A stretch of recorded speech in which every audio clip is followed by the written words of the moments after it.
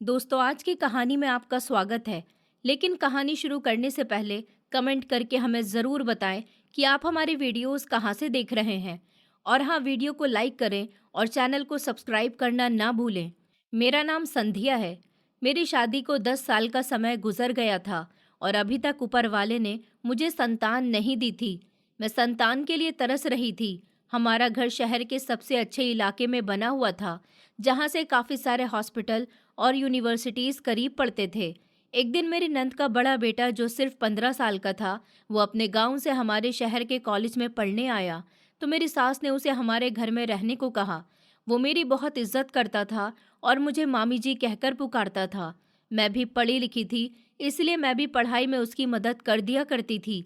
एक दिन मेरी नंद के बेटे ने मुझसे कहा, मामी जी, कॉलेज में मेरी एक दोस्त है, उसकी माँ गायनोकोलॉजिस्ट है।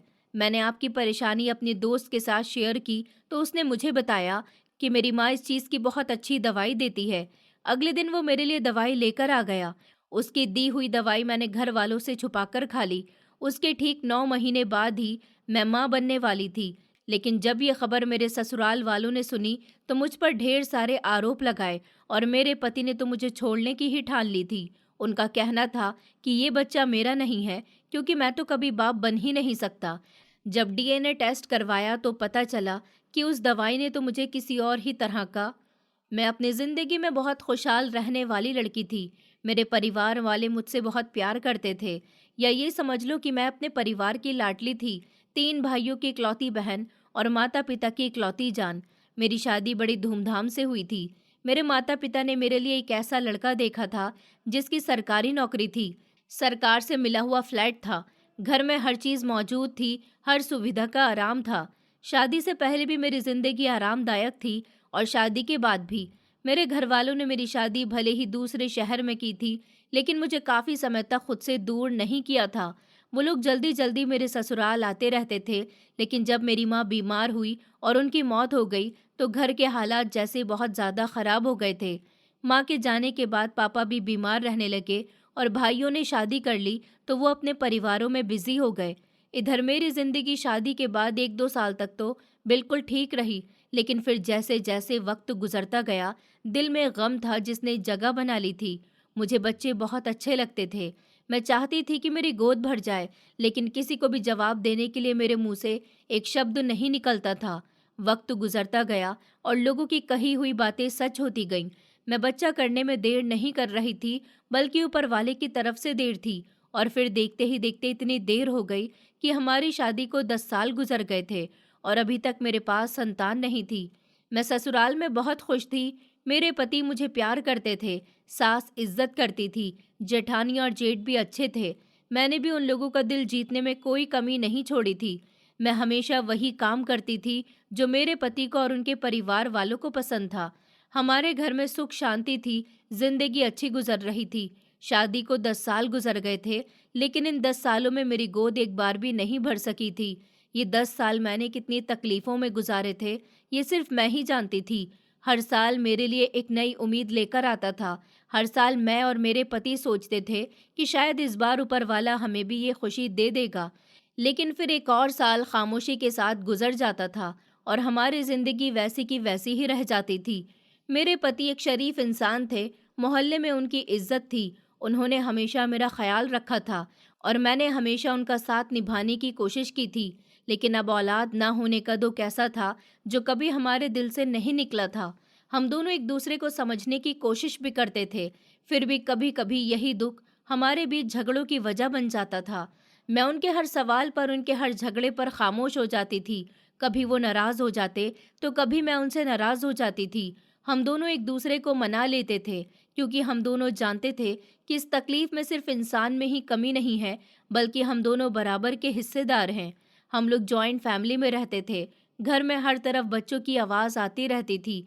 मेरी जेठानी के 4 बच्चे थे, दो दो बेटियां, एक बड़ा बेटा और एक छोटा बेटा उनकी गोद में था। मेरे जेठ भी अच्छे इंसान थे।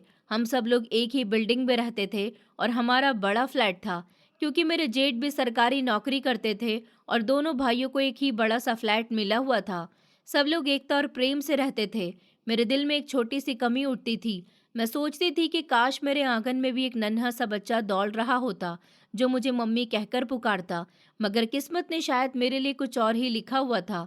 मेरी सास न जाने कितने लोगों की मिसाल देती थी। कहती थी कि यहाँ 3 साल में, किसी के यहाँ शादी के 5 साल बाद और किसी के यहाँ शादी के 8 साल बाद बच्चा हुआ है, तुम्हारे भी हो जाएगा। लेकिन फिर धीरे धीरे उनकी ये हमदर्दी तानों में बदलने लगी। कोई कहता तुम पर किसी ने जादू टोना कर दिया, कोई कहता किसी पंडित या बाबा के पास जाओ, कोई कहता कि किसी मंदिर में जाकर दर्शन करो, कोई अलग अलग तरह की दवाइयों के बारे में बताता कि अगर इस तरह की दवाइयाँ खाओगी तो बच्चा हो जाएगा। हराने वाला उनकी तरफ से कोई ना कोई नया सुझाव जरूर देता था, मगर मेरे दिल के जख्म किसी के भी सुझाव से नहीं भरते थे। हमने शहर के बड़े से बड़े डॉक्टर को दिखाया था, हर तरह के टेस्ट करवाए थे, कई बार रिपोर्ट्स हाथ में लेकर डॉक्टर के सामने बैठे रहे थे। आखिरकार एक दिन एक डॉक्टर ने बहुत ही सीरियस होकर हमें समझाया कि तुम दोनों के अंदर अलग अलग कोई ऐसी बीमारियां या कोई कमी नहीं है जिसकी वजह से बच्चा नहीं हो पा रहा। प्रॉब्लम ये है कि आप लोगों को सिर्फ ऊपर वाले से उम्मीद रखनी चाहिए, क्योंकि देर ऊपर वाले की तरफ से हो रही है। ये बात सिर्फ एक डॉक्टर ने नहीं, बल्कि कई डॉक्टर्स ने बताई थी। डॉक्टर अपने तरीके से अपना इलाज करते थे। किसी ने 3 महीने का इलाज बताया था, किसी ने 6 महीने का बताया था, तो किसी ने साल भर का बताया था। मैं और मेरे पति ने डॉक्टर का हर तरीके से इलाज किया था, हर तरीके की रिपोर्ट्स करवाई थी, और फिर लास्ट में जब इलाज पूरा हो जाता था तो डॉक्टर हाथ उठाकर कह देते थे कि आप लोगों को ऊपर वाले से प्रार्थना करनी चाहिए। इतने सारे इलाज में मेरे पति का टाइम और पैसा भी बहुत ज़्यादा खर्च हुआ था, लेकिन हमें कुछ भी करके बच्चा चाहिए था, इसलिए हमने कभी टाइम और पैसे की परवाह नहीं की। डॉक्टर की इन बातों से हम दोनों एक दूसरे की तरफ देखते थे, क्योंकि हमारे पास बोलने के लिए शब्द ही नहीं होते थे। हम खामोशी से वहाँ से वापस आ जाते थे और बस अफसोस करके रह जाते थे। मैं ईश्वर से हर दिन प्रार्थना करती थी कि वो मुझे इतना इंतज़ार क्यों करवा रहा है। हम दोनों के दिल में अजीब ही भावनाएं चल रही थी। न हम एक दूसरे से अलग हो सकते थे, न जिंदगी को नए सिरे से फिर से शुरू कर सकते थे। फिर हमने यही सोच लिया था कि शायद यही हमारी किस्मत है। कहते हैं कि खुशी सिर्फ पैसे में नहीं होती, बल्कि संतान का होना भी ऊपर वाले की धन दौलत है। और शायद हमारे हिस्से में ये दौलत लिखी नहीं गई थी। ऊपर वाले ने हमें संतान तो नहीं दी थी, लेकिन दुनिया की सुविधा में कोई कमी नहीं छोड़ी थी। मेरे पति की सैलरी बहुत अच्छी थी और मेरे जेठ की सैलरी भी बहुत अच्छी थी। दोनों भाई अपनी सैलरी अपने अपने पास रखते थे, बल्कि ऊपर से भी उन दोनों को काफ़ी ज़्यादा आमदनी हो जाती थी। इसी वजह से हमारे घर में कभी फाइनेंशियल प्रॉब्लम नहीं आई थी। खाने पीने की हर चीज़ मौजूद होती थी, अच्छी गाड़ी, बड़े घर का आराम, हर सुविधा थी। गर्मियों में 24 घंटे एसी चलता था। बिजली का खर्च भी महसूस ही नहीं होता था। समय के साथ साथ मेरे पति और जेठ की कमाई और भी ज्यादा बढ़ती गई। मेरी एक ही नंद थी, मनीषा दीदी। उनका एक बेटा था और एक बेटी थी। मेरी शादी गांव में हुई थी और उनकी शादी हमारी शादी से भी काफी समय पहले हुई थी। वो अपने परिवार के साथ गांव में खुश थी। मेरी सास ने बताया था कि मेरी नंद का बेटा जीवन कॉलेज में पढ़ने के लिए आ रहा है। उसने वहां एडमिशन ले लिया है। मेरी सास ने उसे कहा था कि जब तक जीवन की पढ़ाई पूरी नहीं होती वो हमारे घर में ही रहेगा। वैसे तो मेरी सास के जिस भी रिश्तेदार को शहर का कोई काम होता वो सीधा हमारे घर आ जाता था। किसी के यहाँ बच्चा पैदा होने वाला होता तो वो अस्पताल के करीब हमारा घर होने की वजह से यहीं ठहर जाता था। किसी लड़के या लड़की ने कॉलेज या यूनिवर्सिटी में एडमिशन लेना होता तो वो भी कई कई दिन हमारे घर पर रहता था। मेरी सास का मायका बहुत बड़ा था। उनके रिश्तेदार ज्यादातर हमारे यहाँ आते जाते रहते थे। किसी का इलाज होता तो वो भी हमारे पास किया जाता था। हमारे घर का दरवाज़ा कभी बंद नहीं रहता था और ना ही कभी हम मेहमानों की खातिरदारी में कोई कमी करते थे। मेहमान तो वैसे भी ऊपर वाले का रूप होता है। कोई भी मेहमान हमारे घर जितने भी दिन रहता था, हम उसकी पूरी तरह से इज्जत करते थे और उसे किसी चीज़ की कमी नहीं होने देते थे। यही वजह थी कि हमारे यहाँ हमेशा कोई ना कोई मेहमान मौजूद रहता था। कभी मेहमानों के लिए चाय बन रही होती तो कभी बच्चों के शोर से पूरा घर गूंज रहा होता था। मैं सबके लिए दिल से खाना बनाती, सबकी सेवा करती थी। बच्चों के लिए उनकी पसंद की चीज़ें बनती थी। मेरी नंद के बच्चे भी ज़्यादातर मेरे साथ ही रहते थे। उनको मैं बहुत पसंद थी। बच्चे जब सब कुछ खा पी कर खुश होते तो मुझे भी खुशी मिलती थी। लेकिन रात के वक्त जब सब अपने अपने कमरों में चले जाते और पूरे घर में खामोशी छा जाती तो मेरे दिल में एक अजीब सा खालीपन उतर जाता था। मैं सोचती थी कि ये सब बच्चे मेरे घर में तो आते हैं, मगर इनमें से कोई भी मेरा नहीं है। ये सब कुछ दिन बाद अपने अपने घरों पर वापस चले जाएंगे और फिर यही बड़ा सा घर दोबारा पहले की तरह खामोश हो जाएगा। मेरी जेठानी के बच्चे भी मेरी अपनी औलाद नहीं है। वो अपनी माँ को अपनी मम्मी कहते हैं, अपने पिता को अपना पापा कहते हैं, मुझे तो चाची ही कहते हैं। मैं माँ शब्द सुनने के लिए तड़प रही थी। मेरे और मेरे पति के बीच झगड़े भी कम नहीं होते थे। कभी कभी वो गुस्से में मुझे ऐसी बातें सुना देते थे जिनसे मेरा दिल टूट जाता था। वो कहते थे, अगर हमारे पास भी अपनी औलाद होती तो जिंदगी कुछ और होती, हमारी जिंदगी में कितनी खुशियां होती ना। उसके बाद वो खामोश हो जाते थे। कभी कभी कई घंटे मुझसे बात नहीं करते थे। मैं रोती रहती थी, लेकिन फिर दिल को यही समझा लिया करती थी कि डॉक्टर तो साफ कह चुका है कि प्रॉब्लम हम दोनों में से किसी में भी नहीं है, ऊपर वाले की तरफ से ही देर हो रही है। मगर कसूर हम दोनों में से सिर्फ एक का होता तो शायद दूसरा उसका जीना सच में दुश्वार कर देता। लेकिन यहाँ हम दोनों ही एक जैसी परीक्षा से गुजर रहे थे। फिर भी हकीकत यही थी कि मेरे पति ने मुझे ज्यादा बातें सुनाई थी और मैं हर बार खामोश रहकर वो सब बर्दाश्त करती रहती थी, क्योंकि कभी कभी मोहब्बत इंसान को खामोश रहना भी सिखा देती है। मेरी बात कभी कभी मेरी फैमिली से होती थी। वो लोग मेरे हालचाल पूछते थे, मुझे अपने पास बुलाते थे, लेकिन अब मैंने वहाँ जाना भी छोड़ दिया था, क्योंकि वहाँ भी जब मैं जाती थी तो मेरे बहुत सारे ऐसे रिश्तेदार थे जो मुझसे मिलने के लिए आते थे, और उन सब की जुबान पर भी संतान को लेकर ही सवाल होते थे। उन लोगों के जवाब दे देकर मैं थक जाती थी, इसलिए मैंने घर में रहना ही बेहतर समझा था। ऐसे बहुत से रिश्तेदार थे जो मेरे ससुराल में भी आते थे, तो जाते जाते यही कहते थे कि बस ऊपर वाला संध्या और नमन के बच्चे का चेहरा दिखा दे, फिर चाहे हमें इस दुनिया से बुला ले। शुरू शुरू में उनकी ये बातें सुनकर तो मुझे उम्मीद बन जाती थी कि शायद सच में ऊपर वाला किसी दिन मेरी गोद भर देगा। लेकिन वक्त गुजरता गया और एक एक करके वो सारे बुजुर्ग इस दुनिया से विदा होते गए जिन्होंने हमारी संतान होने के आशीर्वाद दिए थे। मगर उनकी प्रार्थनाएं पूरी होने से पहले ही उनकी जिंदगियां खत्म हो गई थी। हर किसी की जिंदगी खत्म होने के बाद मुझे यही महसूस होता था जैसे मेरी एक और उम्मीद भी उनके साथ चली गई हो। वक्त के साथ साथ बहुत कुछ बदल गया था। पहले हम सब लोग एक साथ बैठकर एक साथ ही खाना खाते थे। खाना खाने के बाद काफी देर तक गप्पे लगाते थे, लेकिन अब ऐसा नहीं था। मेरी सास अब काफी बीमार रहने लगी थी। उनके घुटनों में दर्द रहता था, चलने फिरने में भी मुश्किल होती थी। वो ज्यादातर समय अपने कमरे में बिस्तर पर लेटकर ही गुजारती थी और दिन में भी ज्यादातर अपने कमरे में ही होती थी। मेरी जेठानी वो ज्यादातर अपने बच्चों के कामों में लगी रहती थी और मैं घर के बाकी सारे काम देख लेती थी। मैं अपनी सास की बहुत सेवा करती थी, उनके लिए चाय बनाती थी, टाइम पर उनको दवाई देती थी। कभी उनके पाँव दबाती तो वो खामोशी से मेरी तरफ देखती रहती थी। एक लंबी सांस लेकर कहती कि बहू, लगता है मैं भी अपनी जिंदगी पूरी करके इस दुनिया से एक दिन चली जाऊंगी, मगर तुम दोनों के बच्चे को अपनी गोद में नहीं उठा सकूंगी। उनकी ये बात सुनकर मेरे दिल पर जैसे किसी ने पत्थर रख दिया था। मैं मुस्कुराने की कोशिश करती और कहती, मम्मी जी, ऐसी बातें मत कीजिए। ऊपर वाला बहुत दयालु है, वो जब चाहे सब कुछ कर सकता है। मगर अंदर ही अंदर मैं जानती थी कि 10 साल गुजर चुके हैं और हर गुजरता दिन उम्मीद को पहले से भी कम करता जा रहा था। उन्हीं दिनों मेरी नंद का बेटा यहाँ आने की तैयारी कर रहा था। उसका एडमिशन हमारे ही शहर के कॉलेज में हो गया था। मेरी सास नहीं चाहती थी कि उसकी नानी का घर इस शहर में होते हुए वो खुद शहर के हॉस्टल में रहे। इसलिए उन्होंने कहा था कि जीवन हमारे घर में ही रहेगा, और उन्होंने हमें जीवन के आने की खबर दे दी थी। मेरी जेठानी कहने लगी, संध्या, मुझसे तो घर का काम ज्यादा नहीं होता। अब जीवन यहाँ आ रहा है तो उसके काम काज भी तुम्हें ही करने होंगे। मैंने कहा, भाभी कोई बात नहीं, मैं काम काज से नहीं घबराती। मेरी सास भी अपने नाती के आ जाने से बहुत ज्यादा खुश थी। जब जीवन हमारे घर आया तो मेरी सास ने उसे गले से लगाकर खूब प्यार किया था। आखिरकार वो उनकी इकलौती बेटी की संतान था। जीवन के आ जाने से घर में फिर से चहल पहल शुरू हो गई थी। उसने आते ही सबसे पहले बड़ों का आशीर्वाद लिया था और कहने लगा कि मैं तो यहाँ आने के लिए बहुत एक्साइटेड था। सुबह नाश्ते की टेबल पर सब लोग एक साथ इकट्ठे हो जाते थे। मेरी सास भी जीवन की वजह से कमरे से बाहर निकलकर नाश्ता करने लगी थी। नाती के आने पर वो बहुत खुश हो रही थी, क्योंकि मनीषा दीदी तो हमारे घर पर बहुत ही कम आया करती थी। मैंने जीवन के लिए नई नई तरह की डिशेस बनाई थी। वो बहुत खुश रहता था और हमेशा मेरे हाथ के बने हुए खाने की तारीफ करता था।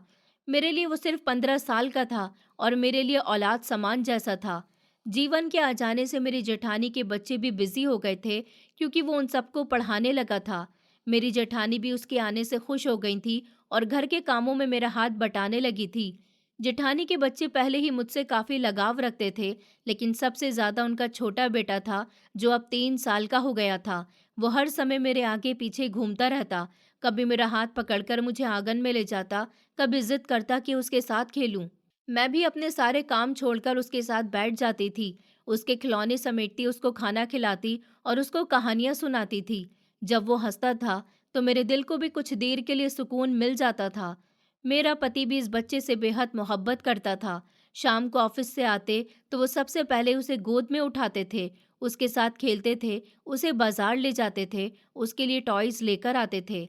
लेकिन कई बार उसके साथ खेलते खेलते अचानक वो खामोश हो जाते थे और बच्चे को धीरे से नीचे उतारते थे और एक लंबी सांस लेकर कहते थे कि संध्या, चाहे दुनिया के सारे बच्चे अपने लगे, मगर अपनी औलाद तो अपनी होती है। उनकी ये बात मेरे दिल में तीर की तरह लगती थी, मगर मैं कुछ नहीं कहती थी, क्योंकि मैं जानती थी कि वो भी मेरे जितना ही टूटा हुआ इंसान है। उन्हीं दिनों हमारे घर में जीवन से मिलने के लिए कुछ दिनों के लिए उसके पिताजी आ गए थे। मनीषा दीदी का भी बहुत मन था यहाँ आने का, लेकिन वो नहीं आ सकी थी। जीजा जी को यहाँ शहर में कुछ काम था, तो उन्होंने सोचा कि कुछ दिन ससुराल में भी रह लेता हूँ। मैंने और भाभी ने मिलकर उनके लिए काफी सारा खाना बनाया था। उनकी काफी खातिर की थी। कुछ दिनों ठहरकर वो हमारे घर से चले गए थे। इधर जीवन की पढ़ाई भी अच्छी चल रही थी। हमारे यहाँ पहले ही काफी रिश्तेदार आकर रहते थे। ये तो फिर भी उनके ननिहाल ये तो फिर भी उसका ननिहाल था, इसलिए उसके आने पर सब लोग यहाँ बहुत खुश थे। वैसे हमारे और भी कई रिश्तेदार यहाँ आकर अपनी पढ़ाई पूरी कर चुके थे और हमारे ही घर में ठहरे थे। उनके लिए भी हमारे घर के दरवाजे खुले हुए थे। हमारे घर में 2 कमरे हमेशा खाली पड़े हुए थे, इसलिए जीवन को घर के किनारे वाला कमरा दे दिया गया। वो ज्यादातर अपनी किताबों में बिजी रहता था। सुबह कॉलेज जाता, लाइब्रेरी चला जाता, शाम को वापस आकर अपने कमरे में पढ़ाई करता। कभी कभी खाने के समय सबके साथ बैठ जाता, फिर दोबारा अपने कमरे में चला जाता था। उसका रोज का यही रूटीन था। मम्मी जी उसे कहती थी कि वो उनके कमरे में रह ले और रात को उनके साथ सो जाया करे, लेकिन उसने इनकार कर दिया, क्योंकि उसे पता था कि अगर वो अपनी नानी के साथ रूम शेयर करेगा तो सारी रात बातों में ही गुजर जाएगी और उसे पढ़ाई करने का मौका ही नहीं मिलेगा, और वो यहाँ पढ़ाई करने के मकसद से ही आया था। मेरे पति और जेठ भी सुबह सवेरे ऑफिस चले जाते थे। मैं अपने ससुर की जगह बड़े भैया के पैर छूकर उनसे आशीर्वाद लेती थी। वो मुझे मेरी गोद भरने का आशीर्वाद देकर घर से निकल जाते थे। भाभी और मैं घर के कामों में लग जाते थे। उनके बच्चे भी जल्दी स्कूल चले जाते और मैं कपड़े धोती थी, सफाई करती थी, कभी अपनी सास की सेवा करती, जबकि जीवन खामोशी से अपनी पढ़ाई में लगा रहता था। गैलरी में हल्की हल्की हवा चल रही होती थी, बाहर से पेड़ हिलते हुए नजर आते थे। घर का माहौल कुछ देर के लिए बहुत ही सुकूनदायक हो जाता था, लेकिन इस सुकून के पीछे एक दुख हमेशा जिंदा रहता था। मेरी सास अक्सर मेरे पति को अपने कमरे में बुला लेती थी और फिर ना जाने क्या क्या बातें करती थी। कई बार जब वो कमरे से बाहर निकलते तो उनके चेहरे पर परेशानी साफ नजर आती थी। मुझे अंदाजा हुआ था कि वो बार बार उनके कान भरती थी और कहती थी कि बेटा, अभी भी समय है, दूसरी शादी कर ले, शायद ऊपर वाला तुझे संतान दे दे, वरना बुढ़ापे में बहुत पछताएगा। मुझे ये सब बातें पता थी, मगर मैं खामोश रहती थी, क्योंकि मैं किसी का दिल नहीं बदल सकती थी। 1-2 बार तो मामला इस हद तक बढ़ गया था कि घर में मेरे पति की दूसरी शादी की बातें शुरू हो गई थी। मेरी सास मेरे जेठ को भी कहती थी कि तुम अपने छोटे भाई को समझाओ, वो दूसरी शादी कर ले। बड़े भैया मम्मी जी से कहते थे कि आप उसके लिए लड़की देखना शुरू करो, अगर उसकी मर्जी होगी तो वो हाँ कर देगा। इसलिए उनके लिए एक लड़की भी देख ली गई थी। रिश्तेदार आने जाने लगे थे, विचार होने लगे थे, और मुझे ऐसा महसूस होने लगा था कि शायद अब मेरी पर्सनल लाइफ हमेशा के लिए बदलने वाली है। उस समय मैंने अपने दिल पर पत्थर रख लिया था।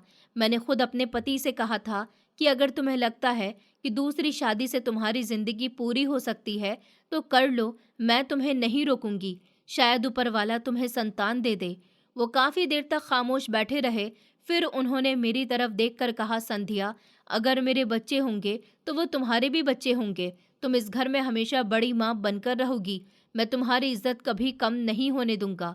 मैंने आंखों में आंसू लेकर सिर्फ सर हिला दिया था, क्योंकि इस समय मेरे पास इसके सिवा कोई जवाब नहीं था। मैंने दिल ही दिल में अपने ईश्वर के फैसले को स्वीकार कर लिया था, मगर शायद अभी तकदीर ने कुछ और ही लिखा था, क्योंकि न जाने कैसे धीरे धीरे वो सारा मामला खुद ही ठंडा पड़ने लगा। रिश्ता खत्म हो गया, बातें बंद हो गईं और जिंदगी एक बार फिर पहले की तरह खामोशी से चलने लगी।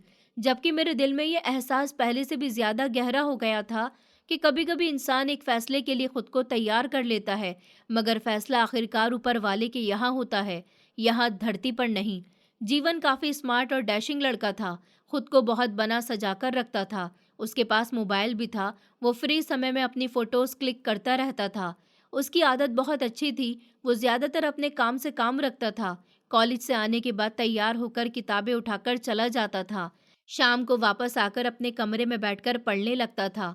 कभी कभी छुट्टी के दिन गैलरी में कुर्सी डालकर किताबें पढ़ता रहता था। कभी अपनी नानी माँ के पास जाकर उनकी तबीयत के बारे में पूछ लेता, कभी उनकी टांगें दबा देता, कभी भाभी के बच्चों को गोद में उठाकर उनके साथ खेलने लगता। घर में रहते रहते वो भी हम सब के साथ घुल मिल गया था। वो मुझे बहुत इज्जत से मामी जी कहता था। कभी चाय पीते हुए कह देता, मामी जी, आप बहुत थक गई होंगी। कभी पूछ लेता कि आपकी तबीयत कैसी है। मामी जी। कभी अपने मामा के ऑफिस से आने के बारे में बात करता, कभी घर के मामूली मुद्दों पर दो चार बातें हो जाती थी। वो भले ही 15 साल का था, लेकिन बहुत समझदारी वाली बातें करता था। ज्यादातर हमारी इन्हीं टॉपिक्स पर बात होती थी। मेरे पास संतान ना होने की बात भी परिवार में कोई नई बात नहीं थी। मेरी शादी नॉर्मल उम्र में हुई थी, इसलिए मेरी उम्र अभी भी ज्यादा नहीं लगती थी, मगर वक्त जरूर बहुत गुजर गया था। कुछ महीने पहले ही डॉक्टर ने मुझे आखिरी बार समझाया था कि अभी भी उम्मीद पूरी तरह खत्म नहीं हुई है। अगर ईश्वर ने चाहा तो अगले 10 साल के अंदर भी बच्चा हो सकता है, मगर उसके बाद चांसेस थोड़े कम रह जाएंगे। मैं उस दिन से यही सोचती रहती थी कि शायद मेरे पास उम्मीद का वक्त भी धीरे धीरे खत्म हो रहा है। एक दिन दोपहर का समय था, घर में खामोशी थी। मेरी जेठानी अपने बच्चों को सुला रही थी, मेरी सास दवाई खाकर आराम कर रही थी। जेठानी के बड़े बच्चे दूसरे कमरे में पढ़ाई कर रहे थे। मेरे पति और जेठ ऑफिस गए हुए थे, जबकि जीवन की उस दिन कॉलेज से छुट्टी थी। वो अपने कमरे में बैठा पढ़ाई कर रहा था। मैं किचन से चाय बनाकर उसके रूम में लाई तो उसने बुक्स बंद कर दी और धीरे से बोला, मामी जी, अगर आप बुरा ना माने तो आपसे एक बात कहूँ। मैंने कहा कि हाँ बताओ, क्या बात है। वो कुछ लम्हे खामोश रहा, फिर बोला, मैं एक डॉक्टर को जानता हूँ। वो मेरी फ्रेंड की माँ है, बहुत ही अच्छी गायनोकोलॉजिस्ट हैं। मैंने अपनी फ्रेंड को आपके बारे में बताया था। उसने ये सब सुनकर कहा कि उसकी माँ प्रेगनेंसी का बहुत अच्छे से इलाज करती है, इतनी अच्छी दवाई देती है कि निसंतान को संतान जल्द ही प्राप्त हो जाती है। अगर आप कहें तो मैं उनके पास जाकर आपके लिए दवाई लेकर आ जाऊं। मैं चाहता हूं कि आपकी भी गोद भर जाए, क्योंकि बच्चा ना होने की वजह से आप और मामा जी के बीच काफी झगड़े होते हैं। मैं उसकी बात पर हल्का सा मुस्कुरा दी और धीरे से बोली, जीवन, अगर तुम्हें पता हो कि हमने इन 10 सालों में क्या कुछ किया है तो शायद तुम ये बात ना कहते। तुम्हें अंदाजा भी नहीं कि हम कितने डॉक्टर्स बदल चुके हैं, कितनी दवाइयाँ खा चुके हैं, कितने शहरों के चक्कर लगा चुके हैं। जहाँ किसी ने बताया अच्छा डॉक्टर है वहाँ चले गए, जहाँ किसी ने कहा कि इलाज की उम्मीद है वहाँ भी चले गए। हमने अपनी तरफ से कोई भी कोशिश नहीं छोड़ी। मैं कुछ देर रुकी, फिर धीरे धीरे बोली, इस मामले में तुम्हारे मामा जी ने कभी लापरवाही नहीं बरती है। जहाँ किसी ने उनको किसी अच्छे डॉक्टर के बारे में बताया तो वो जल्दी से मुझे लेकर वहाँ चले गए। जहाँ किसी ने उन्हें बताया कि कोई बाबा है, बहुत अच्छा टोटका बताते हैं, वो मुझे भी वहाँ भी लेकर चले गए और घर जाकर हमने टोटका भी अपनाया। जहाँ किसी ने कहा कि कोई वैद्य जी हैं, बहुत अच्छी दवाइयाँ देते हैं, खा लो। वैद्य जी की दवाई, घरेलू नुस्खे भी अपनाए, मगर नतीजा कुछ नहीं निकला। पिछले 1 साल से तो हमने बस वक्त को ऊपर वाले के हवाले सौंप दिया। अब सिर्फ प्रार्थना ही करते हैं। जीवन मेरी पूरी बात को खामोशी से सुनता रहा। फिर उसने बड़े कॉन्फिडेंस के साथ कहा, मामा जी, जब इतना कुछ कर ही लिया है तो एक आखिरी बार मेरी फ्रेंड की मम्मी से ट्रीटमेंट और लेकर देख लीजिए। क्या पता इसी में आपकी भलाई हो, ऊपर वाला उनके थ्रू ही आपको प्रेग्नेंट कर दे। मैंने बेबसी से हंसकर कहा, नहीं जीवन, मैं अब बस बहुत थक चुकी हूँ। कभी किसी वैद्य की दवाई खाई तो मेरे चेहरे पर पिंपल्स आ गए, कभी डॉक्टर की दवाई खाई तो बॉडी पर एलर्जी हो गई, कभी किसी ने कहा कि काढ़ा पी लो तो बॉडी में वीकनेस हो गई। घर में भी न जाने क्या क्या पीस पीस कर दवाई बनाई, मगर हर बार उम्मीद टूट गई। अब मैं सिर्फ प्रार्थना करती हूँ। वो बोला, मामी जी, बस 1 महीना, मेरी बात मान लीजिए। मैं जो दवाई आपको लाकर दूंगा उसे 1 महीना खा लीजिए, आपको ज़रूर फ़र्क पड़ेगा। और अगर आपको फ़र्क ना पड़े तो फिर कभी मैं इस बारे में आपसे एक शब्द भी नहीं कहूँगा। मैंने कुछ देर सोचा, फिर दिल में यही ख्याल आया कि आखिर ये लड़का भी तो हमारा ही फ़ायदा चाह रहा है, वरना आजकल कौन किसी के बारे में इतना सोचता है। मैंने उसकी तरफ देख कर कहा, अच्छा ठीक है, 1 महीना ही तो है, कोई बात नहीं, मैं तुम्हारी बात मान लेती हूँ, लेकिन गायनेकोलॉजिस्ट के पास तो मुझे जाना पड़ेगा। वो मुझे देखकर ही तो मेरा ट्रीटमेंट करेंगी। बताओ मुझे उनका क्लिनिक कहाँ पर है? उसने कहा कि नहीं नहीं मामी जी, आपको वहाँ जाने की ज़रूरत नहीं है। आपकी पूरी कंडीशन के बारे में मैंने उनको पहले ही बता दिया। उन्होंने मुझे पहले ही कहा था कि जब आप मुझे इजाज़त दे दें तो मैं आपकी दवाई उनसे ले आऊँ। मैं कल आपकी दवाई ले आऊँगा। वो बहुत अच्छी गायनी है, पेशेंट को बिना चेक किए भी अच्छी दवाई दे देती हैं। मैंने कहा कि अच्छा ठीक है, ले आना। मैंने कहा अच्छा ठीक है, ले आना। मेरी बात सुनकर उसके चेहरे पर सुकून आ गया। फिर उसने कहा, मामी जी, मैं आपके लिए कल ही दवाई ले आऊँगा। उस दवाई को आपको रात में खाना होगा। मैंने कहा ठीक है। अगले दिन उसने मुझे वो दवाई लाकर दे दी। वो बहुत अजीब सी दवाई थी, लाल रंग की गोलियां थी। उसने कहा ये गोलियां आपको रात में लेनी है। मैंने कहा ठीक है, मैं इन्हें खा लूंगी। अभी मैं इतना कहकर उसकी दी हुई दवाई लेकर वहां से उठने ही वाली थी कि उसने मुझे फिर से आवाज लगाई और कहने लगा, मामी जी, मुझे आपसे एक बात और कहनी है। ये दवाई सिर्फ आपके लिए ही नहीं है। इतना कहकर वो खामोश हो गया था। मैंने कहा तो फिर और कौन खाएगा ये दवाई? उसने नज़र नीचे रखकर कहा कि ये दवाई मामा जी को भी खानी होगी। मैंने कहा, लेकिन तुमने तो कहा था कि वो लेडी डॉक्टर हैं और सिर्फ लेडीज को ही दवाई देती हैं। जीवन ने कहा कि आप ठीक कह रही हैं, लेकिन आपकी पूरी परेशानी जब मैंने अपनी फ्रेंड की मम्मी को बताई तो उन्होंने कहा कि पति पत्नी दोनों के लिए ये दवाई है और दोनों को ही रात को खाकर सोना है।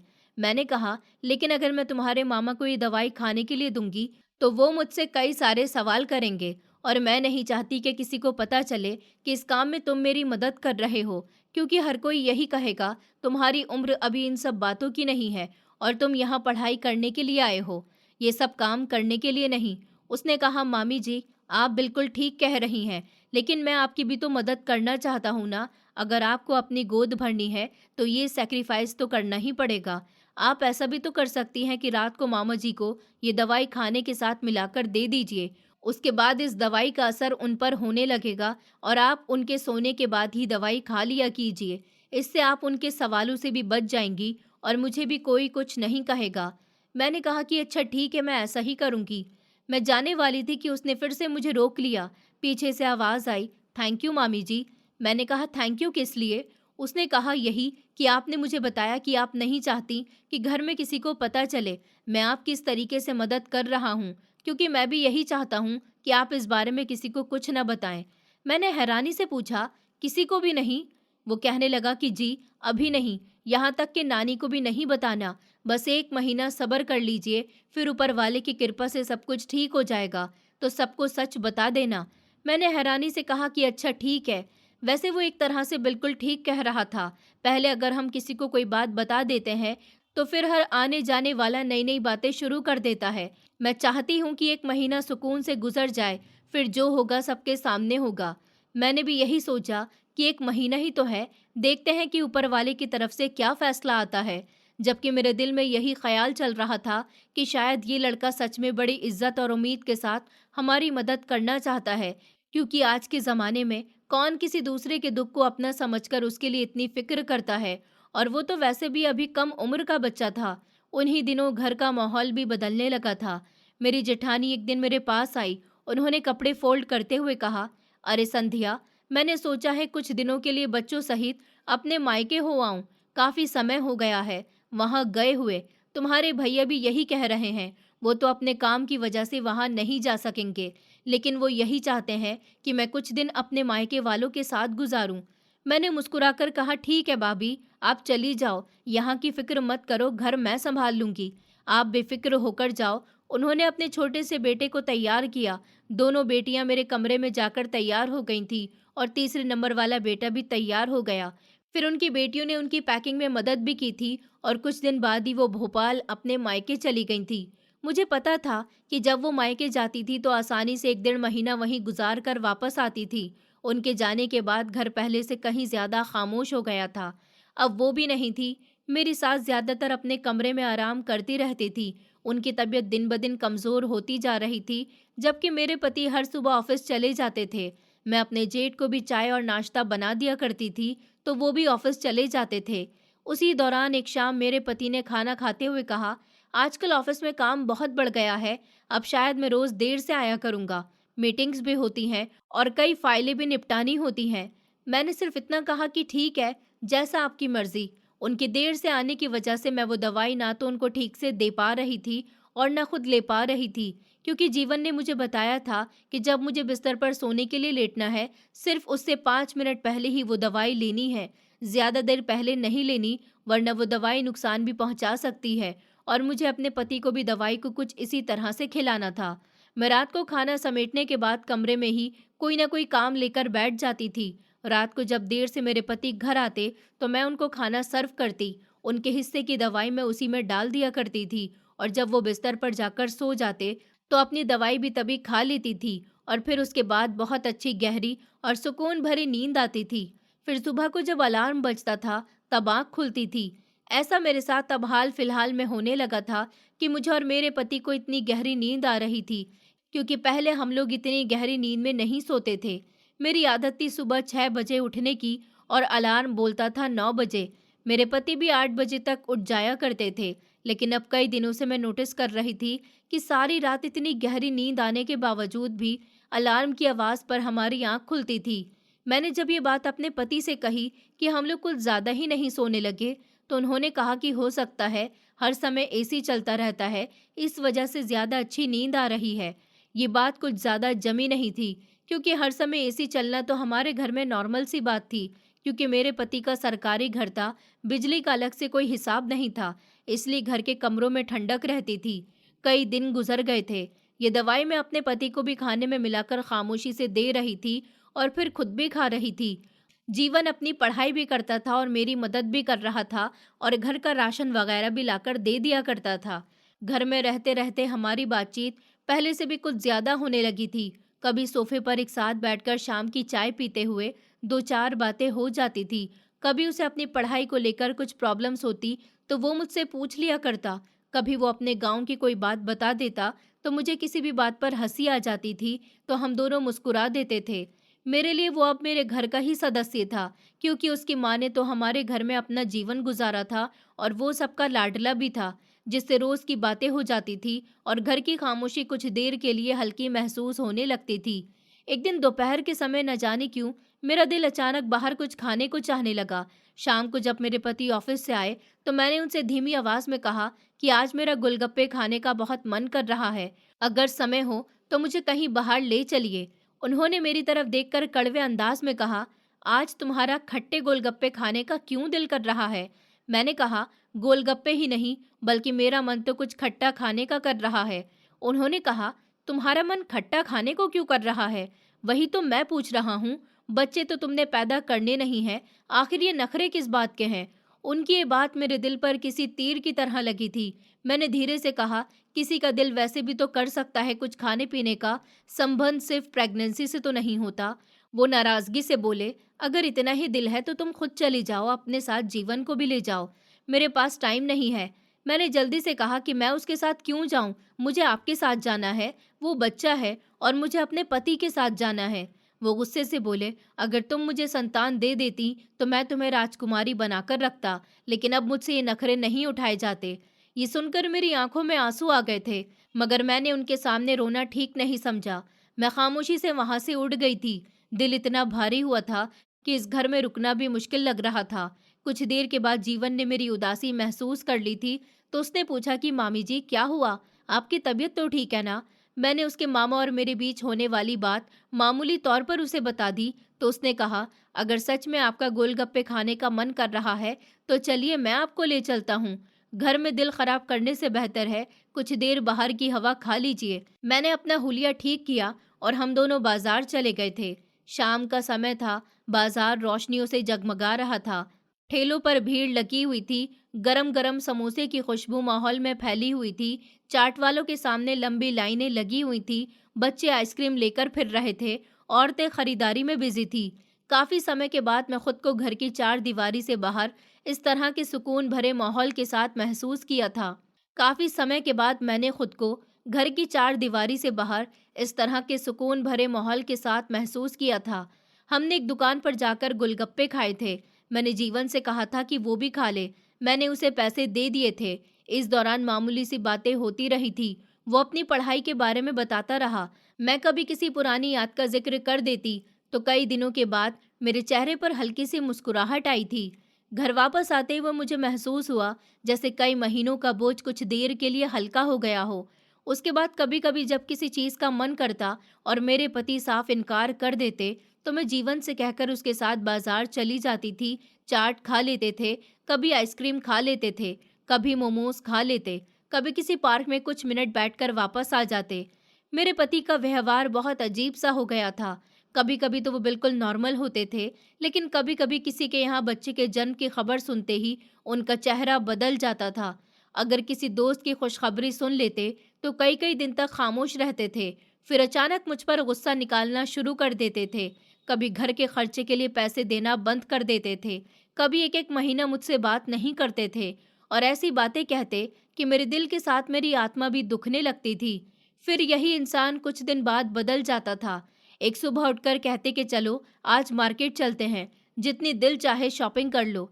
मेरे लिए नए कपड़े खरीद कर ले आते, कभी ज्वेलरी खरीद लाते, कभी कहते कोई बात नहीं, अगर हमारे बच्चे नहीं हैं तो क्या हुआ, हम दोनों एक दूसरे का सहारा बनकर भी जिंदगी गुजार सकते हैं। मैं हर बार हैरान रह जाती थी कि एक ही इंसान के अंदर इतने अलग व्यवहार कैसे रह सकते हैं। कभी वो मेरी जिंदगी को स्वर्ग बना देते और कभी अपने शब्दों से ऐसे जख्म दे देते जो कई कई दिन तक मेरे दिल में महसूस होते रहते थे। फिर भी मैं हर सुबह यही सोच कर उठती थी कि शायद आज का दिन पहले से बेहतर होगा और शायद हमारी जिंदगी में कभी ऐसा समय भी आएगा जब संतान का दुख हमारे बीच दीवार बनने के बजाय सिर्फ एक आजमाइश रह जाएगा जिसे हम दोनों मिलकर बर्दाश्त कर सकेंगे। एक दिन दोपहर का समय था। घर में पूरी तरह से खामोशी छाई हुई थी। मेरी सास अपने कमरे में सो रही थी। मेरे पति और जेठ ऑफिस गए हुए थे, जबकि जीवन अपने कमरे में किताबें खोलकर बैठा हुआ था। फिर रात हुई, सब कुछ नॉर्मल हुआ और रोज की तरह मैंने पहले अपने पति को खाने में वो दवाई मिलाकर खिला दी। वो गहरी नींद में सो गए। उसके बाद मैंने खुद भी जब वो दवाई खाई तो मुझ पर ऐसे नींद सवार होने लगी कि मैं खुद हैरान रह गई। दवाई खाने के बाद बाथरूम में नहाने के लिए चली गई थी। मेरे लिए नहाना दुश्वार हो रहा था। बस मन कर रहा था कि जल्दी से सो जाऊं। आंखें इतनी ज्यादा भारी होने लगी जैसे कई कई रातों से सोई न हूं। मैंने खुद को संभालने की कोशिश की थी, मगर पलकें बार बार बंद होने लगी। आखिरकार मैं वही दीवार के साथ टेक लगाकर बैठ गई और न जाने कब मेरी आंख लग गई। जब मेरी आंख खुली तो काफी वक्त गुजर चुका था। मैंने जल्दी जल्दी नहाना खत्म किया और कपड़े बदलकर बिस्तर पर आकर लेट गई। लेकिन मेरे दिमाग में बार बार एक ही सवाल घूम रहा था कि आखिर मुझे रोज इतनी तेज नींद क्यों आने लगती है और मेरे पति भी बीच रात में नहीं उठते। हम दोनों एक साथ सुबह 7 बजे उठ जाते थे। मोबाइल की आवाज से ही हमारी आंख क्यों खुलती है। शाम को जब मैं जीवन के कमरे में चाय लेकर गई तो मैं भी उसके कमरे में ही बैठ गई थी और उससे कहने लगी, जीवन एक बात पूछूं? उसने मुस्कुराकर कहा कि जी मामी जी, पूछिए। मैंने कहा, तुम्हारी उस दवाई में क्या कोई ऐसी चीज तो नहीं है जिससे नींद आती हो? मेरी बात सुनते ही उसके चेहरे के एक्सप्रेशन एक लम्हे के लिए बदल गए, जैसे वो घबरा गया हो। वो जल्दी से खुद को संभालते हुए बोला, मामी ये आपसे किसने कहा? मैंने कहा, किसी ने कुछ नहीं कहा, मगर जैसे ही मैं दवाई खाती हूँ तो मुझे ऐसी बेहोशी वाली नींद आने लगती है कि दवाई खाने के बाद मैं कोई दूसरा काम कर ही नहीं सकती। बिस्तर पर लेटकर सो जाती हूँ। यही हाल तुम्हारे मामा जी का भी है। परसों जब मैंने उन्हें खाने में ये दवाई मिलाकर दी तो उन्हें इतनी गहरी नींद आने लगी कि घर आने के बाद उन्हें जो अपना ऑफिस का वर्क करना था वो भी नहीं कर सके और कमरे में जाकर सो गए। कई दिनों से वो भी इस बात से कंफ्यूज हो रहे हैं कि उन्हें इतनी नींद क्यों आ रही है। मेरी बात सुनकर वो हल्का सा हंसने की कोशिश करते हुए बोला, मामी जी बहुत अच्छी दवाई है, आपको कोई गलतफहमी हो रही है। बड़ी मामी जी नहीं है, इसलिए आप पर घर का काम बहुत ज़्यादा पड़ रहा है। आप इसलिए थक जाती हैं और आपको जल्दी नींद आने लगती है और मामा जी भी ऑफिस से बहुत ज़्यादा मेहनत और मामा जी भी ऑफिस में बहुत ज़्यादा मेहनत करते हैं। आपने मुझे बताया था ना कि उनके ऑफिस का काम बढ़ गया है, तो बस वो भी इसी वजह से थक जाते हैं और खाना खाने के बाद उन्हें नींद आने लगती है। ये सब तो नॉर्मल है। घर पर भी जब मम्मी पापा ज़्यादा थक जाते हैं तो जल्दी सो जाते हैं। ये सब कुछ इस दवाई की वजह से नहीं है, बल्कि आप लोगों के डेली रूटीन की वजह से है। लेकिन फिर भी अगर आप मुझसे शिकायत कर रही हैं, तो कल मैं अपनी फ्रेंड की मम्मी से आपके बारे में बात करता हूँ। मैंने उसकी बात ध्यान से सुनी और फिर धीरे से कहा, हाँ, ये बात तो तुम्हारी ठीक लगती है। वो बोला कि हो सकता है आप दोनों के शरीर के अंदर बदलाव आ रहे हों, इसलिए आपको ज़्यादा आराम की ज़रूरत महसूस होती हो। कभी कभी इलाज असर करना शुरू कर देता है, तो इंसान को ज़्यादा नींद आने लगती है। मैंने दिल ही दिल में एक उम्मीद बांधे हुए कहा, ऊपर वाला करे ऐसा ही हो। अगर सच में इलाज काम कर जाए तो मेरी जिंदगी बदल जाएगी। वो खामोशी से मुस्कुरा दिया और दोबारा अपनी किताब उठाकर पढ़ने लगा, जबकि मैं भी अपने कामों में बिजी हो गई थी। इसी तरह दिन गुजरते गए और देखते ही देखते 20-25 दिन गुजर गए। उन्हीं दिनों मुझे महसूस हुआ कि मेरे पेट में हल्का हल्का दर्द रहने लगा है।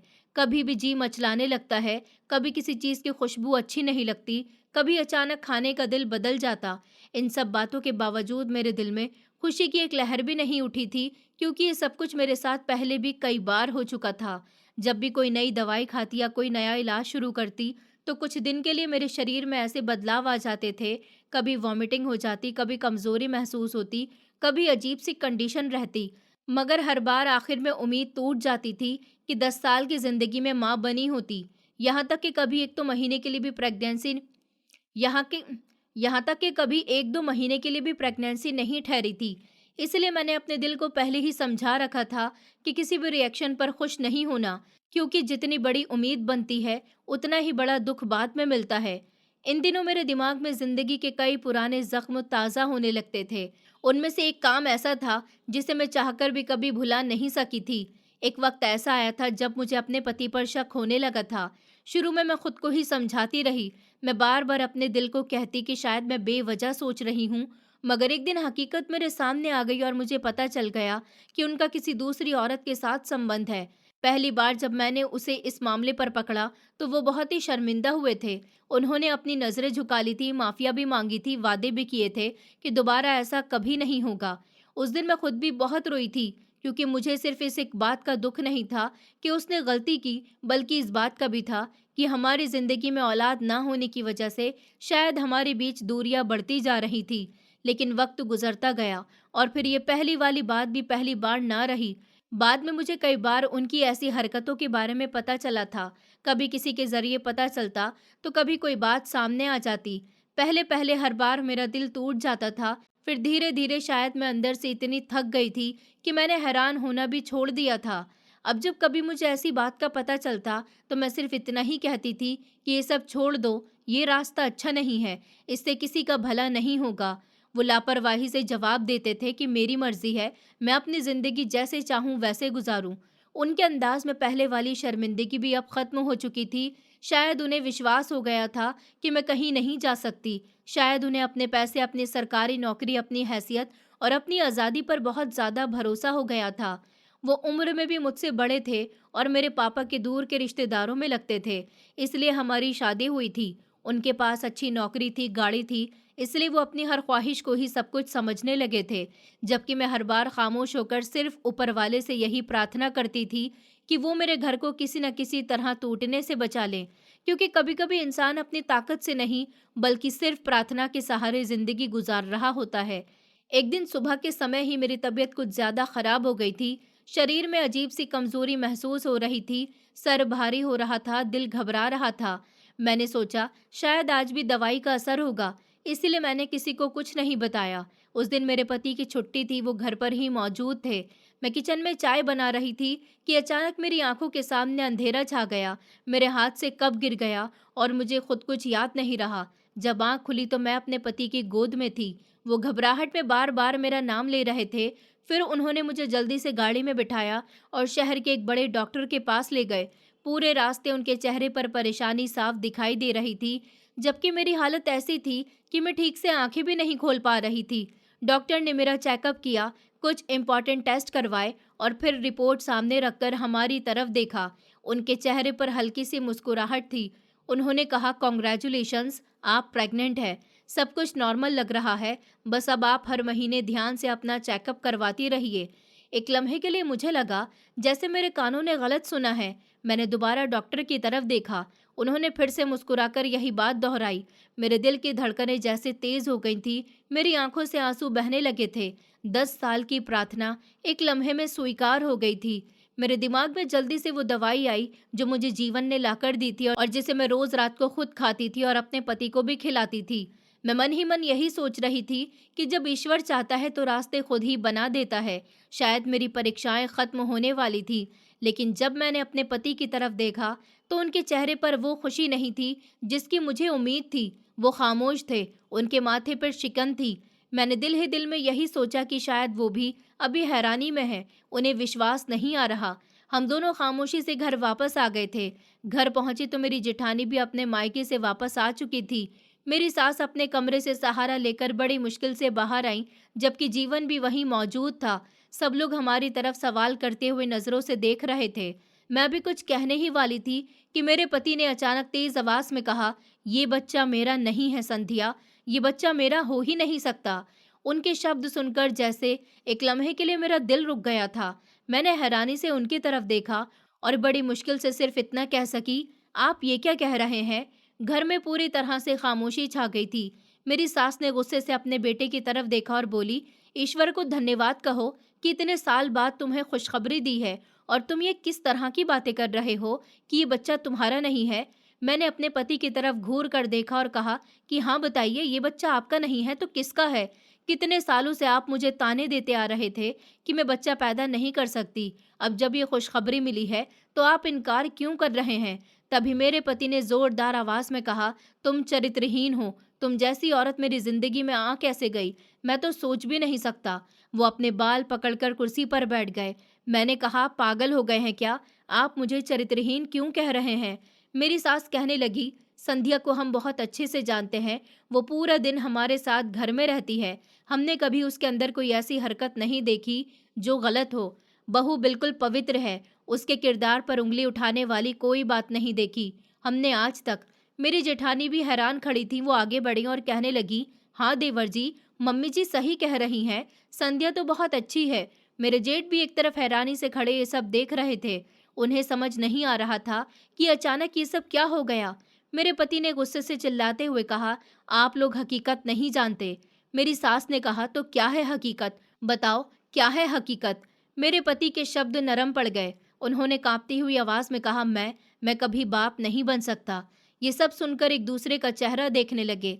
फिर उन्होंने बताया कि शादी के बाद जब हमने डॉक्टर्स को दिखाना शुरू किया था, तब एक डॉक्टर ने रिपोर्ट देखकर बताया था कि कमी संध्या में नहीं बल्कि मुझ में है। मैंने संध्या से झूठ बोला था। मैंने उसे बताया कि हम दोनों में ही प्रॉब्लम है, मगर हकीकत ये थी कि डॉक्टर ने सिर्फ मुझे कहा था कि मेरे लिए औलाद पैदा होना बहुत मुश्किल है। इसके बाद मैंने कभी दोबारा टेस्ट ही नहीं करवाए, क्योंकि मैं ये हकीकत किसी को बताना नहीं चाहता था। उनकी बात सुनकर मेरे पैरों तले से जमीन निकल गई थी। 10 साल तक वो मुझे ताने देते आ रहे थे, मेरे बांझ होने का मजाक उड़ाते आ रहे थे। कभी दूसरी शादी की बात करते थे, कभी मेरे दिल को जख्मी कर देते थे, जबकि हकीकत ये थी कि असली परेशानी उनके अंदर थी। मेरी आंखों से आंसू लगातार बह रहे थे, मगर अब मुझे समझ नहीं आ रही थी कि मैं इस बात पर ज्यादा हैरान हूँ या अपनी किस्मत पर। घर का माहौल कुछ लम्हों में बदल गया था। आखिरकार फैसला हुआ कि दोबारा डॉक्टर के पास चलते हैं। हम सब डॉक्टर के पास चले गए। मेरे पति ने सारी बात साफ साफ बता दी। डॉक्टर ने रिपोर्ट्स देखने के बाद सीरियस होकर कहा, कभी कभी कंडीशन वक्त के साथ साथ बदल भी सकती है, इसलिए पुरानी रिपोर्ट को आखिरी हकीकत नहीं माना जा सकता। इस स्टेज पर प्रेगनेंसी बिल्कुल साफ है। अभी सावधानी कीजिए। बच्चे के जन्म के बाद अगर ज़रूरत महसूस हो तो टेक्नोलॉजी से हकीकत पता की जा सकती है। ये बात सुनकर मेरी सास ने मेरे सर पर हाथ रखा और कहा, बहू अपना ख्याल रखो। अब सबसे अहम तुम्हारी सेहत और बच्चे की हिफाजत है। हम तुम्हारे साथ हैं। हम जानते हैं कि तुम कैसी हो, तुम्हें परेशान होने की ज़रूरत नहीं है। सास की तरफ से तो मुझे तसल्ली मिल गई थी, लेकिन मेरे पति के दिल में शक पड़ चुका था। वो हर रोज़ यही कहते थे कि जब तक हकीकत सामने नहीं आ जाएगी, मुझे सुकून नहीं मिलेगा। मैं खामोश रहती थी, क्योंकि मेरे पास अपनी सच्चाई के अलावा कुछ भी नहीं था। वक्त धीरे धीरे गुजरता जा रहा था। मेरी सास हर समय मेरा ख्याल रखती थी। मेरे लिए अलग अलग खाना बनता था, टाइम पर दवाई दी जाती थी, मुझे आराम करने पर मजबूर किया जाता था, जबकि घर का माहौल पहले जैसा कभी नहीं रहा। आखिर वो दिन भी आ गया जब मेरी गोद में एक सुंदर बेटी आई। मैंने उसे अपने सीने से लगाया तो मुझे लगा जैसे 10 साल की हर प्रार्थना, हर आंसू, हर इंतजार एक ही लम्हे में कामयाब हो गया हो। मेरी सास खुशी से रो रही थी, मेरी जेठानी भी बच्चे को गोद में लेकर प्रार्थना कर रही थी, मगर मेरे पति के चेहरे पर अभी भी विश्वास मौजूद नहीं था। कुछ ही दिन बाद उन्होंने कानूनी तरीके से डीएनए टेस्ट करवाया, ब्लड सैंपल लिए गए और हमें बताया गया कि रिपोर्ट 2 दिन के बाद मिल जाएगी। वो 2 दिन मेरी जिंदगी के सबसे लंबे दिन थे। आखिरकार रिपोर्ट आ गई थी। रिपोर्ट देखते ही मेरे पति का रंग बदल गया। उन्होंने कागज मेरी तरफ बढ़ाया और कहा, इस रिपोर्ट के मुताबिक ये बच्चा मेरा नहीं है। देख लो, सच तुम्हारे सामने है। रिपोर्ट देखते ही मेरी आंखें फटी की फटी रह गई थी। मेरी सांस रुकने लगी। मेरी समझ में कुछ भी नहीं आ रहा था कि ये सब कैसे हो सकता है। घर में एक बार फिर से खामोशी छा गई थी। काफी देर के बाद मेरे पति ने धीरे से मगर कड़कदार अंदाज में कहा, आखिर कौन है? वो कौन है जिसके साथ तुम अपना मुंह काला करती आई हो? कौन है जो तुम्हारी ख्वाहिशें पूरी करता रहा? कौन है जिससे तुम मिलती थी? मैंने जल्दी से इनकार करते हुए कहा, ऐसी बात जुबान पर भी मत लाइए। मेरी जिंदगी में आपके अलावा कोई भी नहीं है। मैं किसी से नहीं मिलती थी, कोई घर पर नहीं आता था, मैं किसी के पास नहीं जाती थी। मैं उनको सफाइयाँ दे रही थी, मगर वो मेरी कोई भी बात सुनने के लिए तैयार नहीं थे। जीवन की दी हुई दवाई के बारे में याद आया। मैंने उनको पूरी बात बता दी कि किस तरह जीवन ने मुझे अपनी एक दोस्त की माँ के बारे में बताया था और उसने उस डॉक्टर से मुझे दवाइयाँ लाकर दी थी, जो मैं उनको खाने में मिलाकर दिया करती थी और खुद भी खाया करती थी। मेरी बात सुनते ही मेरे पति अपना सर पकड़कर बैठ गए और कहने लगे कि तुम पागल हो गई हो क्या? इसका मतलब कि मुझे जो इतनी नींद आती थी, वो उस दवाई का असर था। मैंने कहा कि शायद हो सकता है, क्योंकि मैं खुद भी तो दवाई खाते ही सो जाती थी और सवेरे ही उठती थी। मेरे पति ने कहा, वो दवाई कहाँ है? मुझे दो। मैंने वो दवाई उनके हवाले कर दी। मेरे पति ने जब वो दवाई चेक करवाई तो पता चला कि वो दवाई प्रेगनेंसी वाली दवाई नहीं है, बल्कि वो एक ऐसी दवाई है जो शरीर में कमजोरी पैदा करती है और नींद की दवाई है। फिर मेरे पति ने जीवन को पकड़ लिया, उसके गाल पर 2 थप्पड़ लगाए और उससे पूछा कि बताओ, तुम अपनी मामी को किस तरह बेवकूफ़ बनाते रहे थे? बताओ, वो दवाई तुम कौन सी डॉक्टर से लेकर आए थे? मुझे उस डॉक्टर के पास लेकर चलो। जीवन खामोश रहा और उसने कुछ नहीं बताया। मेरी सास भी बहुत परेशान थी। उन्होंने मेरे पति को डांट लगाई थी और कहा था कि मेरे नाती पर हाथ उठाने की कोशिश मत करना। वो बच्चा है, वो क्या जाने कि तुम दोनों पति पत्नी के बीच क्या चल रहा है। मगर हकीकत ये है कि वो बच्चा बहुत ज्यादा समझदार था। जीवन ने इनकार कर दिया कि वो किसी डॉक्टर को नहीं जानता और उसने मुझे झूठा साबित कर दिया। उसने कहा कि मैंने मामी को कोई भी दवाई नहीं लाकर दी, वो झूठ बोल रही हैं। मैंने चिल्लाकर कहा कि तुम पागल हो गए हो क्या? तुम ही तो मुझे दवाई लाकर दिया करते थे। तुम ही तो कहते थे कि कॉलेज में तुम्हारी एक दोस्त की माँ गायनेकोलॉजिस्ट है। तुमने उसे मेरी पूरी परेशानी के बारे में बताया था और अब तुम अपनी बात से मुकर रहे हो कि तुम मुझे वो दवाई नहीं लाकर देते थे। उसने कहा, मामी, आप कौन सी दवाइयों की बात कर रही हैं? मैं तो कॉलेज में पढ़ने जाता हूँ। यहाँ तक कि मेरी कोई भी लड़की दोस्त नहीं है। आप चाहें तो कॉलेज जाकर मेरे बारे में पूछ सकती हैं। उसकी बात सुनकर मेरे होश उड़ गए थे। मैं तो अपने बाल पकड़ पकड़ कर रो रही थी। मैं अपने होश खो बैठी थी, क्योंकि मुझे समझ नहीं आ रहा था कि अब आगे क्या होगा। फिर मेरे जेठ आगे आया और उन्होंने मेरे पति से कहा कि हमें जीवन का डीएनए टेस्ट करवाना होगा। ये सुनते ही सब लोगों ने एकदम से बड़े भैया की तरफ देखा था। मेरे जेठ ने कहा, आप लोग मुझे इस तरह क्यों देख रहे हैं? मैं ठीक कह रहा हूँ।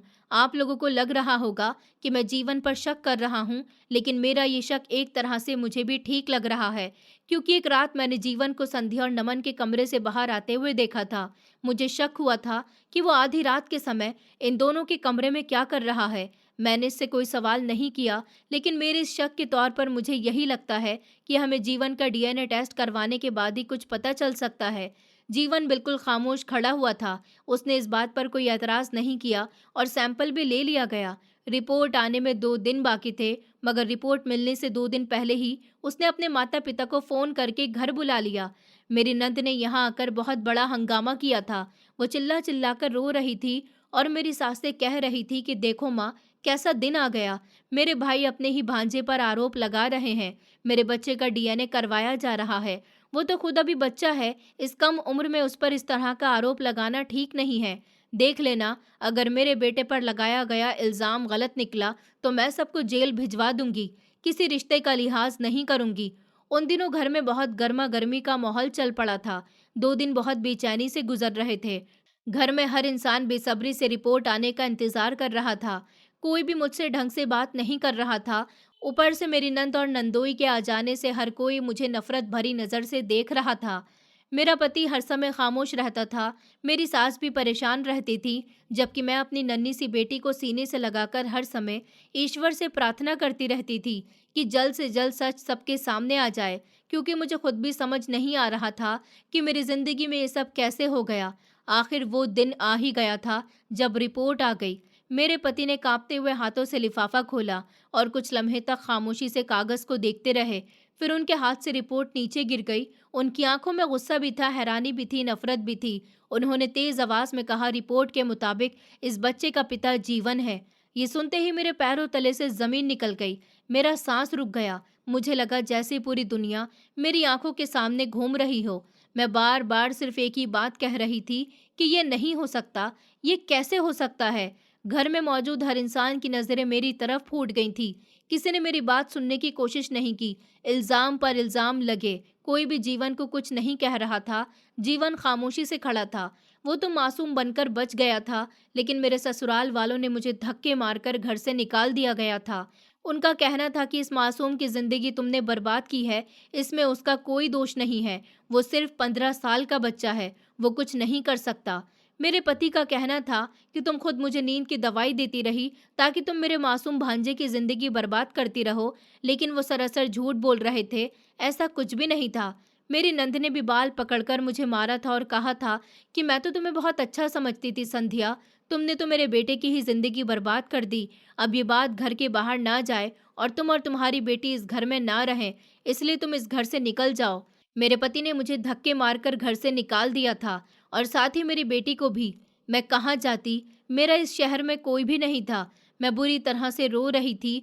मैंने अपनी बेटी को गोद में लिया। मेरे पास कोई सामान भी मौजूद नहीं था, ना ही पैसे थे, क्योंकि मुझे खाली हाथ निकाला गया था। मैं बस में बैठकर अपने मायके चली गई और बस में बैठते ही किसी आदमी का मोबाइल लेकर मैंने अपने बड़े भैया को कॉल कर दी। वो मुझे लेने के लिए आ गए थे। मायके पहुंचकर जब मैंने पूरी बात अपने भाइयों और पिता को बताई, तो उन सब की आंखों में शर्मिंदगी आ गई थी। मुझे लगता था कि वो लोग भी मुझे दोषी मानेंगे, लेकिन मेरे पापा ने मेरे सर पर हाथ रखा और कहा, बेटी, मुझे तुम पर पूरा भरोसा है। तुम गलत नहीं हो, गलत तुम्हारे साथ हुआ है। मेरे भाइयों ने भी मेरा दुख देखकर मुझे हिम्मत दी थी और कहा था कि तुम्हारे दोषियों को सजा मिलकर ही रहेगी, उन लोगों को छोड़ा नहीं जाएगा। तुम फिक्र मत करो, हम तुम्हें इंसाफ दिलाएंगे। मेरे घर वालों ने मेरे ससुराल वालों के खिलाफ कंप्लेंट दर्ज करवाई। पुलिस ने सबूत के तौर पर मेरे पति और जीवन का डीएनए टेस्ट करवाया, तो ये बात दूसरी रिपोर्ट में भी साबित हो गई थी। मेरी गोद में जो बच्ची है वो जीवन की है, क्योंकि उन लोगों ने पुरानी रिपोर्ट्स को खत्म कर दिया था। जीवन से पूछताछ हुई तो उसने बताया कि वो मुझे पसंद करने लगा था। उसके कॉलेज में उसके साथ पढ़ने वाले कुछ बच्चे ऐसे थे जो उसे गलत सिखा रहे थे। वो उन बच्चों के साथ मिलकर ये गलत बातें सीख रहा था और पढ़ाई से हटकर उसने इन गलत बातों पर ध्यान देना शुरू कर दिया था। मुझे लगता था कि वो अपने कमरे में बैठा किताबें पढ़ रहा है, मगर वो गलत तरीके की मैगजीन पढ़ रहा होता था। मोबाइल में भी गलत वीडियो देखता था। उसने मेरे पति और मेरे बीच जो विवाद चल रहा था उसका गलत फायदा उठाया और मुझे झूठ बोलकर नींद की दवाइयां लाकर दी। जब मैं और मेरे पति गहरी नींद में सो जाते थे, घर में पूरी तरह से अंधेरा छा जाता था, तो वो आधी रात के बीच मेरे कमरे में आता था और हम दोनों पति पत्नी के गहरी नींद में हो जाने का फायदा उठाता था। उसने मेरी इज्जत के साथ खिलवाड़ किया था। लोग समझते थे कि वो कम उम्र का बच्चा है, लेकिन किसी को ये नहीं पता था कि उसका दिमाग कितना तेज चलता है। पुलिस ने उसे अरेस्ट कर लिया था। उसे बच्चा जेल भेज दिया गया। मेरे ससुराल वाले उसके लिए बुरी तरह से रो रहे थे। सबकी हालत खराब थी, मगर किसी को ये नजर नहीं आ रहा था कि उसने मेरे साथ क्या किया। मेरे ससुराल वालों को लगता था कि मुझे उसके खिलाफ आवाज नहीं उठानी चाहिए थी, लेकिन मैंने उन लोगों से सवाल किया कि अगर यही सब कुछ आपकी अपनी बहन और आपकी अपनी बेटी के साथ हुआ होता, तो आप लोग क्या करते? क्या मैंने जीवन के साथ ठीक किया? ये सवाल मैं आप लोगों से पूछना चाहती हूँ, जो मेरी कहानी पढ़ रहे हैं, क्योंकि मैं भी अगर आप सब लोगों से यही सवाल करूं कि आपकी बहन बेटी के साथ अगर ऐसा होता, तो आप लोग क्या करते? बच्चे को बचाते ये अपनी बहन बेटी को इंसाफ दिलाते। दोस्तों, उम्मीद करती हूँ आपको हमारी कहानी पसंद आई होगी। कहानी पसंद आई है तो वीडियो को लाइक करें, चैनल पर नए हैं तो चैनल को सब्सक्राइब करें और हाँ, नोटिफिकेशन बेल को ज़रूर दबाएं ताकि अगली अपडेट सबसे पहले आपको मिले।